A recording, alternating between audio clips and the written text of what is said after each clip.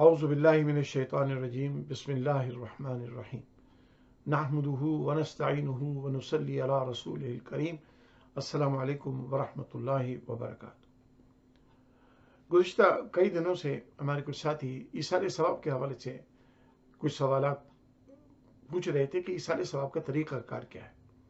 سب سے پہلے تو یہ بات یاد رکھیے کہ ایصال ثواب کا مطلب یہ ہے کہ زندہ لوگ کوئی نیک کام کریں، اس کا جو ثواب اللہ سے وہ امید رکھیں، اس ثواب کو اللہ تبارک و تعالیٰ کی بارگاہ میں درخواست پیش کریں کہ یا اللہ اس ثواب میں ہمارے فلاں مرحوم ساتھی کو شامل فرما، مرحومہ کو شامل فرما۔ تو یہ ایصال ثواب ہے۔ ایصال ثواب اس کے علاوہ کچھ نہیں ہے کہ رب کائنات کی بارگاہ میں دعا کی جائے کہ اے پاک پروردگار، ہم نے یہ ایک اچھا کام کیا ہے، قرآن کی تلاوت کی ہے، صدقہ کیا ہے، خیرات کیا ہے، بھوکے کو کھانا کھلایا ہے، کوئی بھی اچھا کام کیا ہے، اور یقیناً اچھا کام کرنے کے بعد مومن کو یہ امید ہوتی ہے کہ اللہ تعالیٰ ثواب عطا فرمائیں گے۔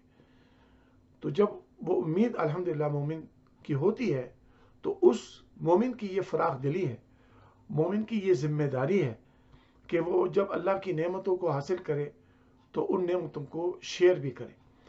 اور نعمتوں کو شیئر کرنے کا بہترین طریقہ یہ ہے کہ جو اس کے ضرورت مند ہوں ان کے ساتھ اس کو شیئر کیا جائے۔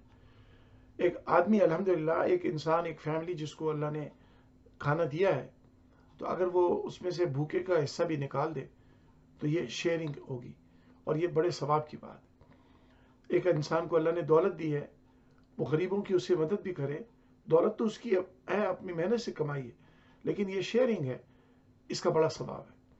اب زندوں کی مدد کر دینا، جس طرح سے ہم اپنی دولت سے، اپنی اسکل سے، اپنے مشورے سے، اپنے وقت سے کسی کی مدد کر سکتے ہیں تو زندوں کو فائدہ پہنچتا ہے۔ اسی طرح سے جو ہم سے پہلے لوگ رخصت ہو گئے ہیں ان کو ایصال ثواب کرنے سے ان کو فائدہ پہنچتا ہے۔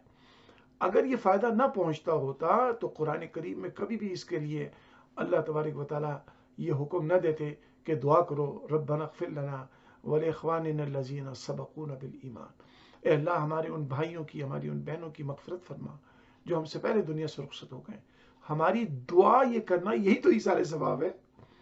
ابراہیم علیہ السلام نے فرمایا ربنا اغفر لی ولوالدی وللمؤمنین یوم یقوم الحساب، اے اللہ میرے والد کی مغفرت فرما، تمام مومنین کی مغفرت فرما۔ تو یہ دعا کرنا یہی ایصال ثواب ہے۔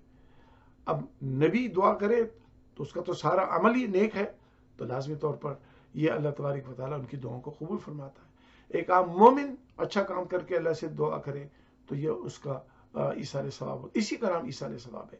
ایصال ثواب یہ نہیں ہے کہ آپ کا ثواب کسی اور کو دے دیا جاتا ہے، اب آپ کے اکاؤنٹ میں کمی ہو گئی، نہیں، جو اچھا عمل کرتا ہے اس کا ثواب میں کوئی کمی نہیں آتی۔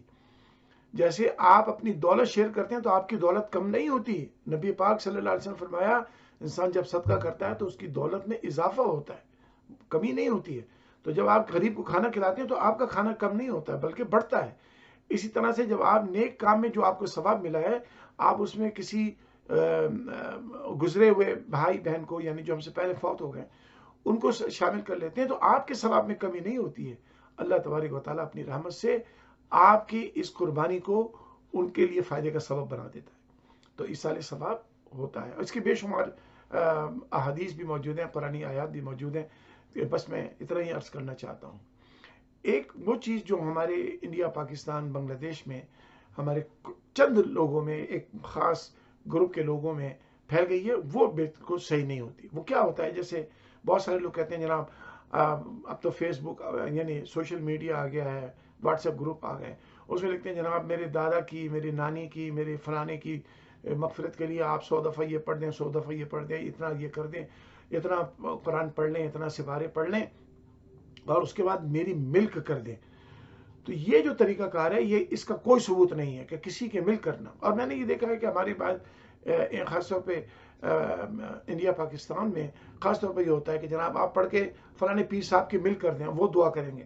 دیکھیے، پیر صاحب سے دعا کرانا، نیک بندوں سے دعا کرانا ایک الگ چیز ہے، لیکن آپ یہ کریں کہ میرے اس کام کی ملکیت یعنی اونرشپ پیر صاحب کو چلی جائے گی، یا مولوی صاحب کو چلی جائے گی، یا گھر کے کسی بڑے کو چلی جائے گی، پھر وہ دعا کریں گے تو ثواب پہنچے گا۔ یہ طریقہ بالکل غلط ہے.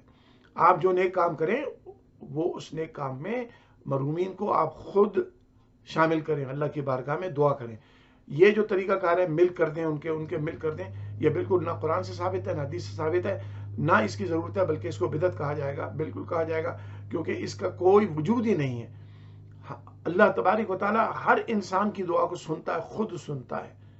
حضرات محترم, تو یہ سارے ثواب خود کریں. اچھا کام کرنے کے بعد مرحومین کے لیے دعائے مغفرت خود کریں. یہ نہیں کہ پیر صاحب کو میں پہنچاؤں گا تو پھر وہ دعا کریں گے تو اللہ سن لے گا اور ثواب پہنچا دے گا. یہ ملک کا جو کانسیپٹ ہے, میری ملکیت کر دیں اور مجھے یہ پہنچا دیں. اور یہ میں نے دیکھا ہے, کئی محافل میں دیکھا ہے لوگ ایسا کرتے ہیں.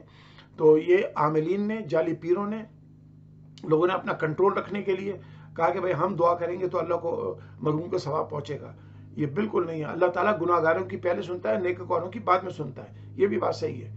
یہ تو اللہ کی مرضی ہے نا, جس کی پہلے سنے. اللہ تعالیٰ گناہ گار کی طرف زیادہ راغب ہے کہ یہ میری طرف کیوں نہیں آ رہا ہے. جب یہ آتا ہے تو اللہ تعالیٰ اس کو خود یعنی اس کو ویلکم کرتے ہیں. حضور کریم علیہ السلام کی حدیث نہیں ہے, حضور نے فرمایا تم اللہ کی طرف چل کے جاتے ہو, اللہ دوڑ کے آتا ہے. یعنی اللہ دوڑنے سے تو پاک ہے. مراد یہ ہے کہ اللہ تعالیٰ, ہم تو مائل بکرم ہیں, کوئی سائل ہی نہیں. تو یاد رکھیے, یہ ملک کرنے کا جو کانسیپٹ ہے یہ کوئی کانسیپٹ نہیں ہے. آپ نے نیک کام کیا, آپ اپنے مرحومین کو خود دعا میں یاد رکھیں. ضرور ہے لوگوں سے کہیں کہ بھی آپ میرے والد کے لیے مغفرت کر دیں, جو بھی مرحومین ہیں میری والدہ کے لیے مغفرت کر دیں اگر ان کا انتقال ہو گیا تو.